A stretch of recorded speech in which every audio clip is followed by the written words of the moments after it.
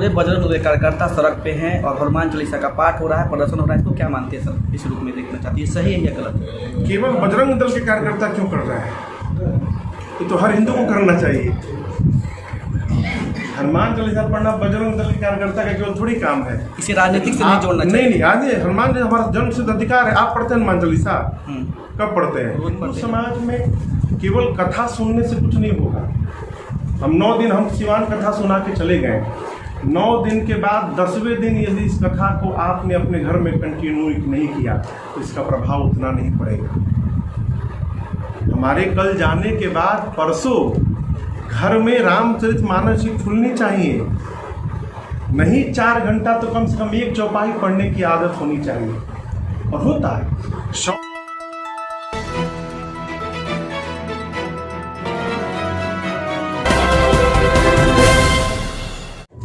सबसे पहले तो आप सबको मेरा प्रणाम, सादर प्रणाम। चूँकि मेरा गांव इसी सिवान जनपद में है, बाहर कितना भी कथा आप गा लीजिए, जब अपने घर में कथा गाने की बात आती है तब आंतरिक संतुष्टि प्राप्त होती है। और कथा गाते गाते 12 वर्ष के बाद आदरणीय शरद जी हैं, देवानंद भैया जी हैं, हमारे दुबे भैया जी हैं, नंद कुमार भैया जी, आदरणीय रामेश्वर जी हैं, जितने भी यहाँ पर राजन कल्याण जी हैं, जितने भी लोग हैं जो चिकित्सक हैं यहाँ के, इन सब के मन में भगवान ने प्रेरणा दी। राकेश जी हैं, राजेश जी हैं, सब लोग मिलके, और इन सब का संकल्प भगवान की कृपा और मेरा सौभाग्य, ये तीनों जब एकत्रित हुआ तब ये बृहद स्वरूप का दर्शन हम और आप पिछले 1 सप्ताह से कर रहे हैं। तो अपने जनपद में कथा गाने का मुझे गौरव प्राप्त हुआ, वो भी अपने जनपद के गठन के 50 वर्ष के शुभ अवसर पर। तो ये थोड़ी मोड़ी कृपा नहीं है, भगवान की बहुत बड़ी कृपा है मेरे पर, मेरा सौभाग्य है। ये अपने घर में बैठकर अपने लोग इतने सुन रहे हैं कि बहुत बड़ी कृपा है। इसलिए जितने लोग जुड़े हैं सबको बहुत बहुत हृदय से धन्यवाद और साधुवाद। सर, सिवान के शहर में पहली बार आपका ऐसा प्रवचन हो रहा है, तो क्या लगता है कि देख के कैसा लग रहा है कि सिवान के लोग कितने जागरूक हैं राम कथा के प्रति? जागरूक तो भैया जी केवल सिवान नहीं, सब जगह है। हम लोग जहाँ भी कथा गाते हैं सब जगह यही स्वरूप रहता है, लेकिन अपने घर में जब लोग सुनते हैं तो अधिक आनंद आता है। महाराज जी, मेरा एक सवाल ये है कि आपने कहा कि अपने गृह जनपद में कथा कहना बड़ा सौभाग्य की बात है।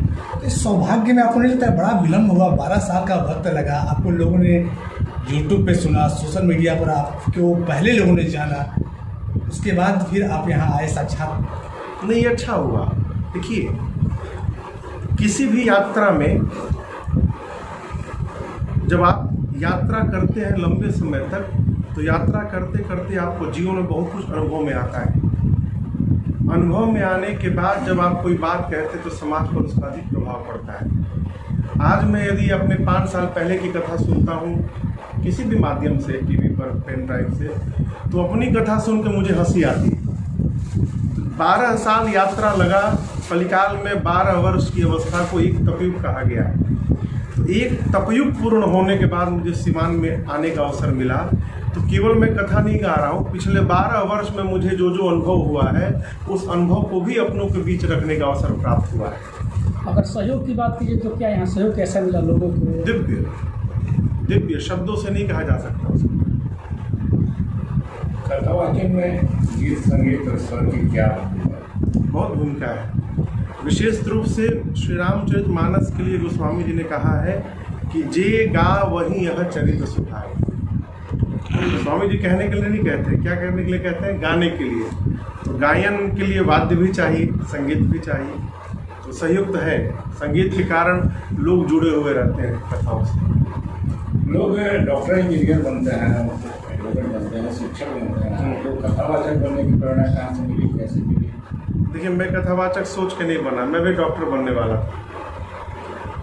ठाकुर जी की कृपा, पूर्व जन्म का प्रारब्ध, पिताजी का पुण्य, मेरा सौभाग्य, मेरे पूज्य महाराजश्री की कृपा, उनकी करुणा, कि जीवन में एक परिवर्तन हुआ, यू टर्न हो गया पूरा जीवन। और मैं तो व्यापारी था, बिजनेस करता था, कलकत्ता में मेरी फैक्ट्री है, आज भी ये भैया देखते हैं। और और महाराज श्री की प्रेरणा से मैं कथा क्षेत्र में आया। क्या देंगे शिवांगवासियों को संदेश कुछ अपनी तरफ से?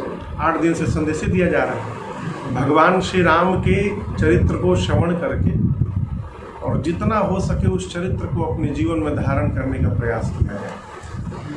अच्छा महाराज जी, एक सवाल मेरा और होगा कि क्या आप तो 12 साल का आपका एक तपस्या कहें, एक साधना कहें, आपको लगता है कि कुछ शक्ति होती है जो इस दुनिया को प्रभावित करती है, या कुछ ऐसा है क्या तभी तो जो लोगों के मन की बात जानता है? ऐसा कुछ हो सकता है क्या? बात कहीं और लेके जा रहे हैं। नहीं, मैं तो आपसे पूछ रहा हूँ, आपसे जान रहा हूँ, क्योंकि आपकी साधना है ये साधना का विषय है। एक से एक महापुरुष जो है भारत में, आप सामने बैठते थे वो आपके बारे में सब बता देंगे। साधना का विषय है, मेरे भीतर वो साधना नहीं। महाराज जी, राम मानव मात्र का प्रतिनिधित्व करते हैं, कृष्ण को किस?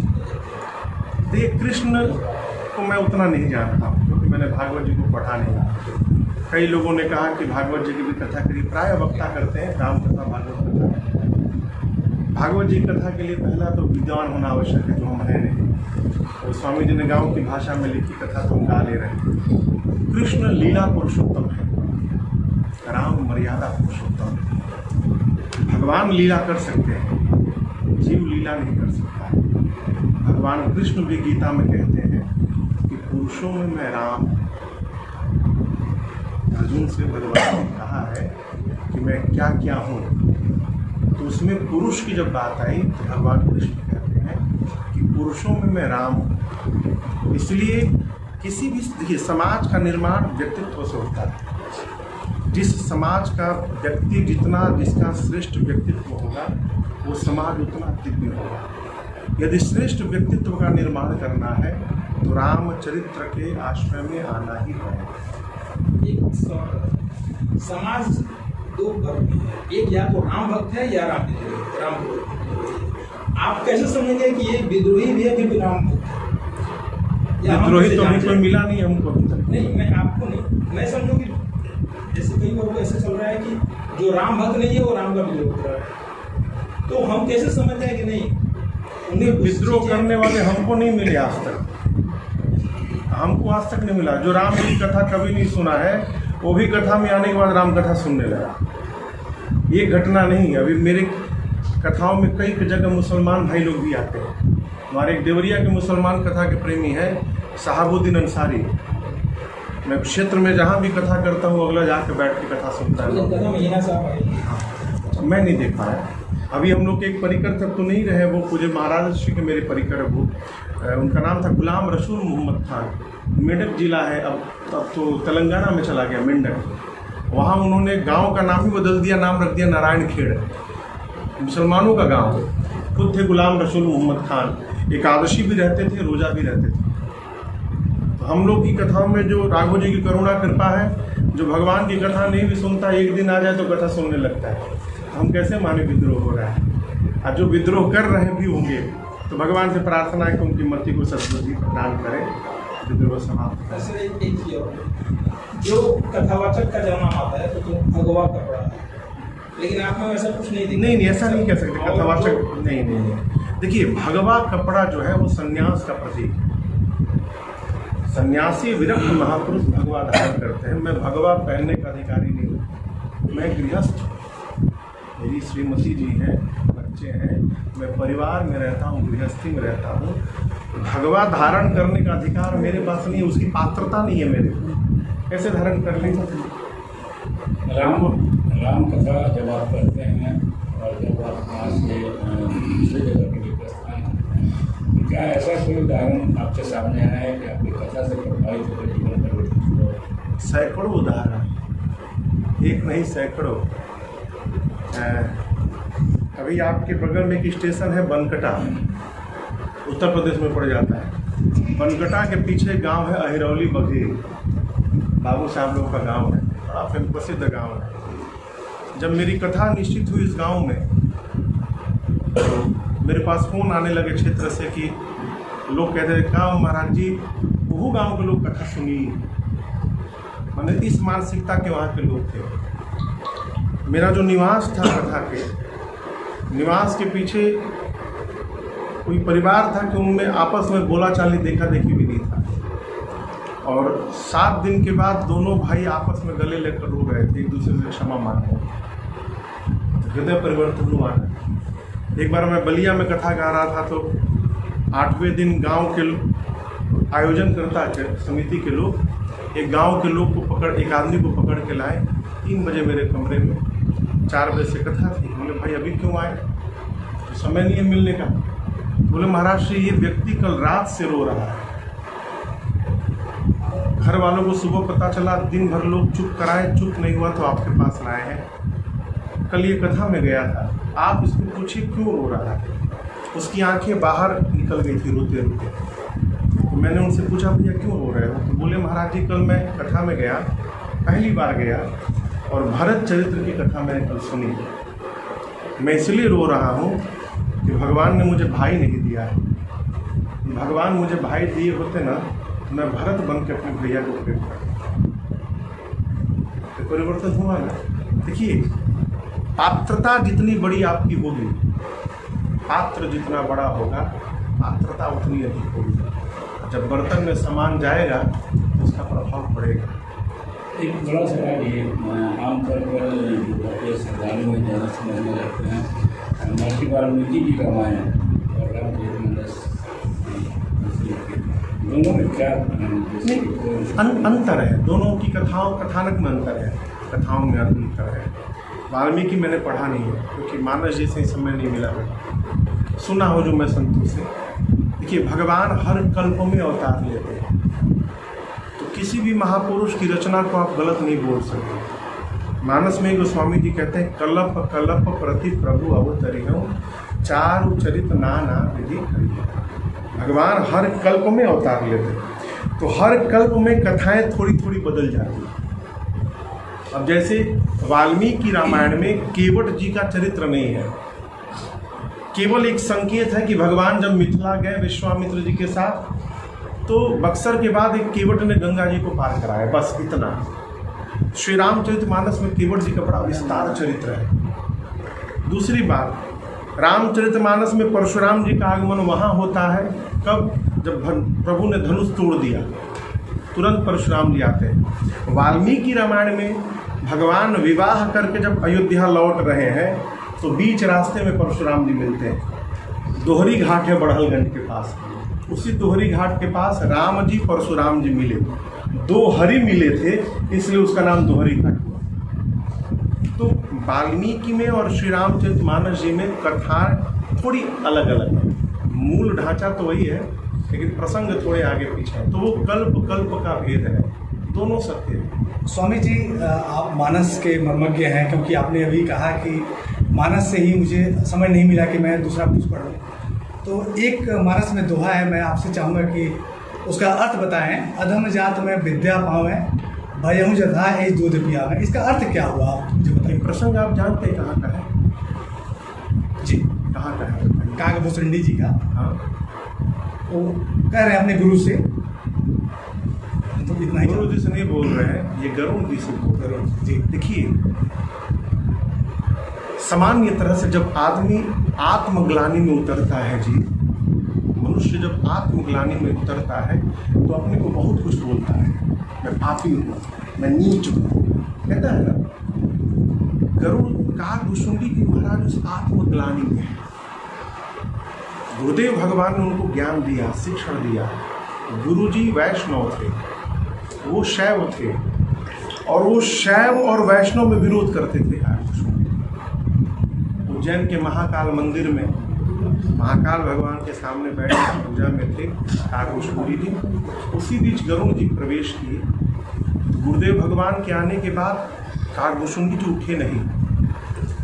गुरु का अपमान भगवान शिव बर्दाश्त नहीं कर पाए और उन्होंने शाप दे दिया कि जाओ अजगर हो जाओ। तब वहाँ पर गुरु जी ने प्रार्थना की है, नमामि शमीशान निर्वाण, वही स्तुति हुई वहाँ।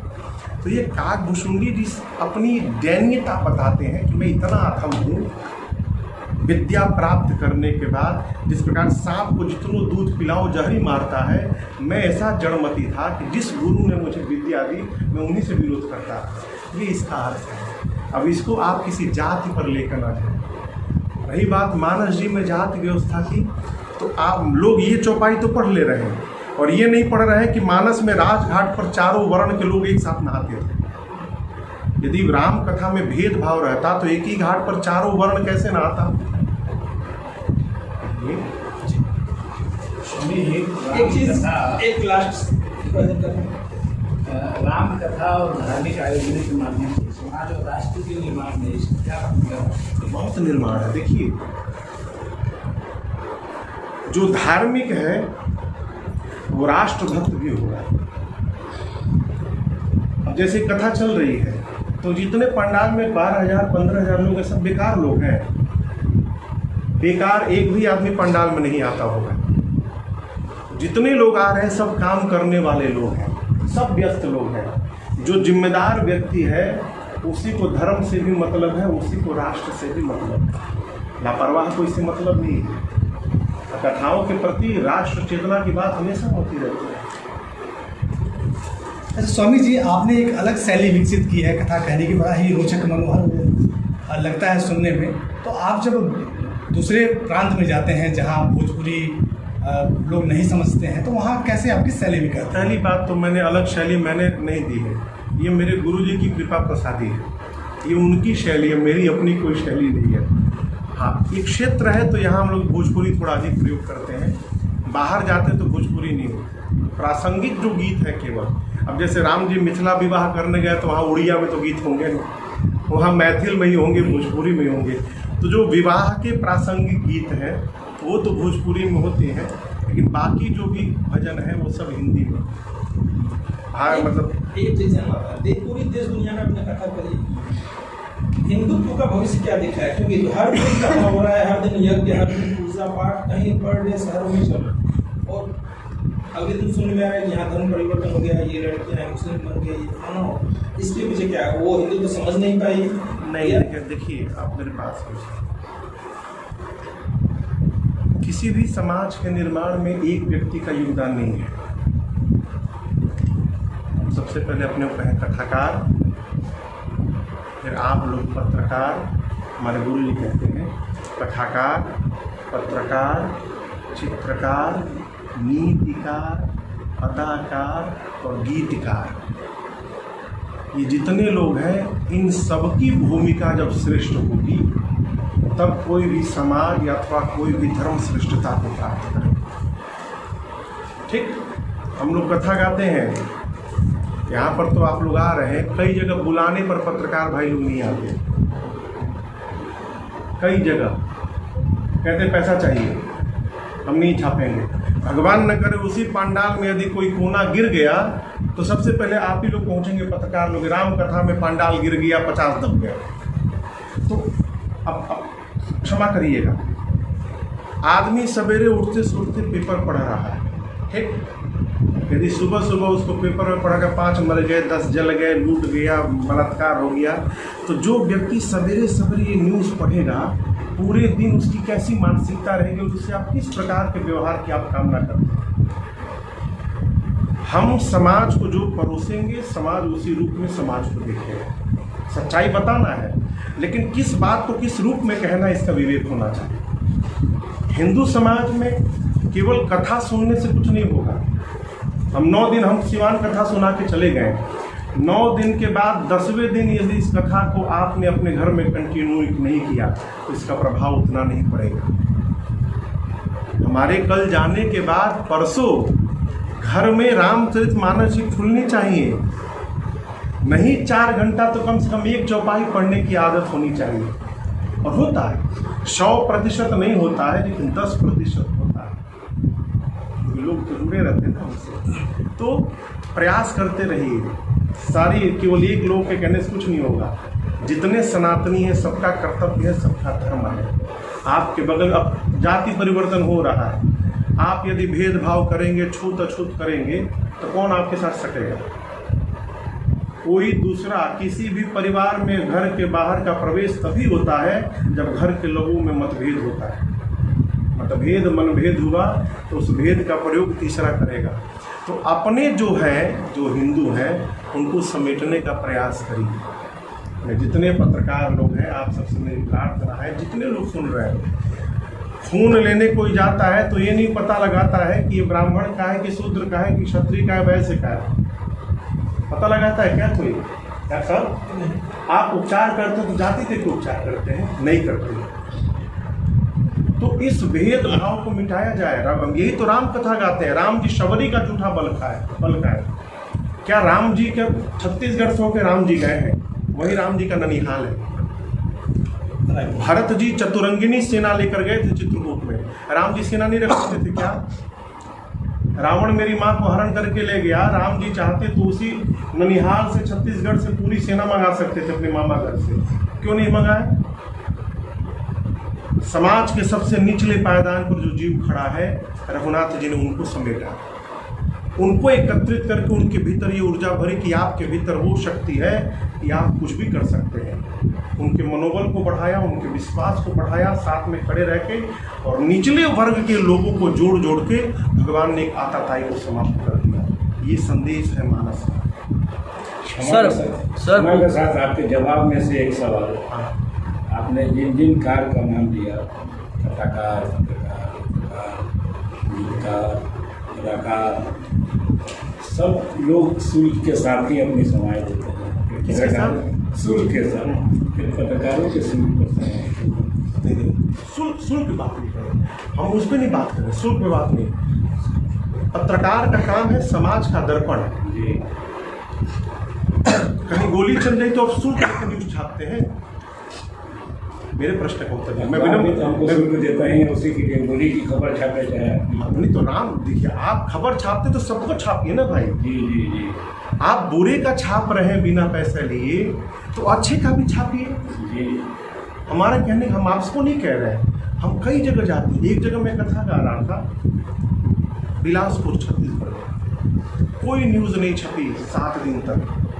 7वें दिन एक मीडिया के, इलेक्ट्रॉनिक मीडिया के भैया आए कैमरा वगैरह लेके, बोले महाराज जी समाज पर प्रभाव नहीं पड़ रहा है, क्योंकि आप छापोगे तब ना प्रभाव पड़ेगा। हम तो 3000 को सुना रहे हैं, आपकी पहुंच 3 लाख तक है।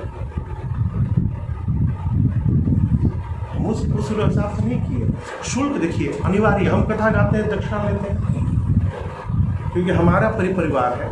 आप पत्रकारिता करते हैं, हम कथा गाते हैं, ये हमारा काम है। ठाकुर जी इस काम के लिए नियुक्त किया है। हमारे साथ 16 लोग हैं, उनका परिवार है। अभी 2 साल कोरोना रहा, हमारे साथ के बच्चे कहीं नहीं जाते। 2 साल कोरोना रहा, कथाएं बंद रहे, उसके बाद भी सबके परिवार का पोषण ठाकुर जी करते रहे। तो काम है दक्षिणा लेना। आपका भी काम है, आपको तनख्वाह मिलता होगा परिवार से, मिलता है ना? उसके बाद तो मिलता है, तो आप समाज, जो व्यक्ति अपनी जिम्मेदारी को समझेगा वो अपने कर्तव्य पथ पर आगे रहेगा। क्षमा प्रार्थी है कि आज पूरे बजरंग दल के कार्यकर्ता सड़क पे हैं और हनुमान चालीसा का पाठ हो रहा है, प्रदर्शन हो रहा है, इसको क्या मानते हैं सर? इस रूप में देखना चाहती है, सही है या गलत? केवल बजरंग दल के कार्यकर्ता क्यों कर रहे हैं? ये तो हर हिंदू को करना चाहिए। हनुमान चालीसा पढ़ना बजरंग दल के कार्यकर्ता का केवल थोड़ी काम है। इसे राजनीतिक से नहीं जोड़ना चाहिए। नहीं, आगे हनुमान जी हमारा जन्म सिद्ध अधिकार है। आप पढ़ते हैं हनुमान चालीसा?